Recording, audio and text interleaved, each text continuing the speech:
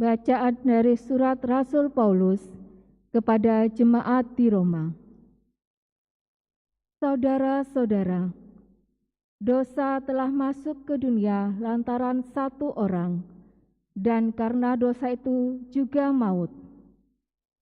Demikianlah maut telah menjalar kepada semua orang, karena semua orang telah berbuat dosa. Jika karena pelanggaran satu orang, semua orang jatuh ke dalam kuasa maut, jauh lebih besar lagi kasih karunia dan anugerah Allah yang dilimpahkannya atas semua orang lantaran satu orang, yaitu Yesus Kristus. Sebab jika oleh dosa satu orang maut telah berkuasa, maka lebih besar lagi yang terjadi atas mereka yang telah menerima kelimpahan kasih karunia dan anugerah kebenaran. Mereka akan hidup dan berkuasa oleh karena satu orang itu, yaitu Yesus Kristus. Sebab itu, sebagaimana oleh satu pelanggaran, semua orang mendapat penghukuman.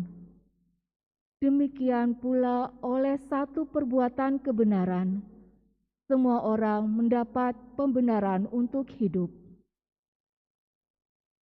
Jadi sebagaimana oleh ketidaktaatan satu orang, semua orang telah menjadi orang berdosa. Demikian pula oleh ketaatan satu orang, semua menjadi orang benar. Di mana dosa bertambah banyak, di sana kasih karunia berlimpah-limpah.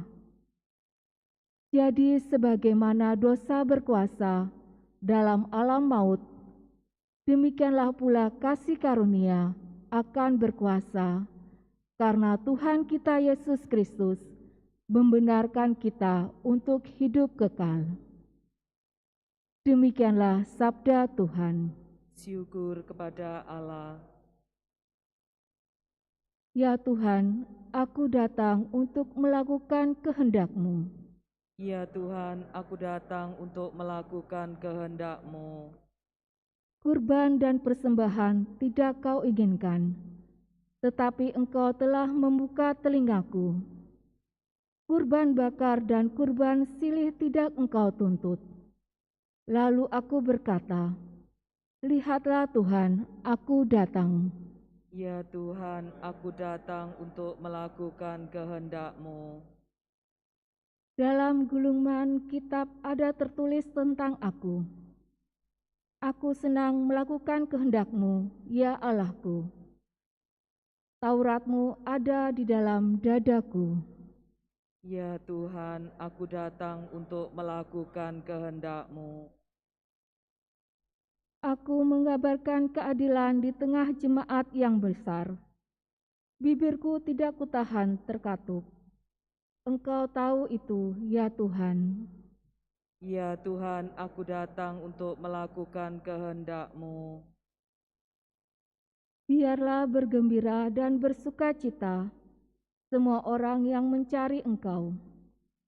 Biarlah mereka yang mencintai keselamatan daripadamu tetap berkata, Tuhan itu besar. Ya Tuhan, aku datang untuk melakukan kehendak-Mu. Haleluya, haleluya, haleluya. Haleluya, haleluya, haleluya. Berjaga-jagalah senantiasa sambil berdoa, agar kalian tahan berdiri di hadapan Anak Manusia. Haleluya, haleluya, haleluya.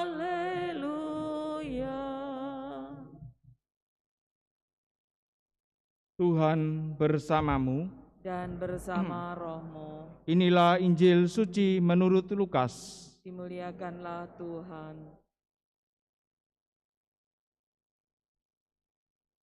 Yesus berkata kepada murid-muridnya, "Hendaklah pinggangmu tetap berikat dan pelitamu tetap menyala.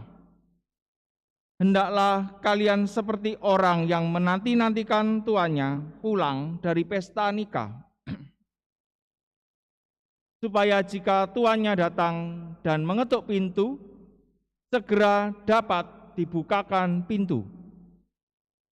Berbahagialah hamba yang didapati tuannya sedang berjaga ketika ia datang.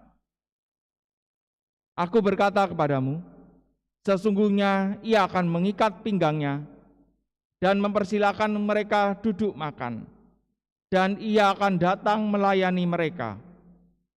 Dan apabila ia datang pada tengah malam atau pada dini hari dan mendapati mereka berlaku demikian, maka berbahagialah para hamba itu."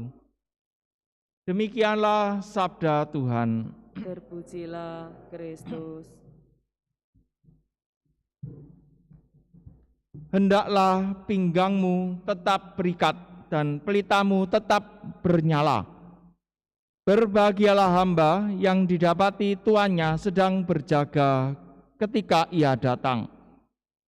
Saudara-saudari yang terkasih dalam Kristus, Tuhan ingin kita selalu berjaga-jaga.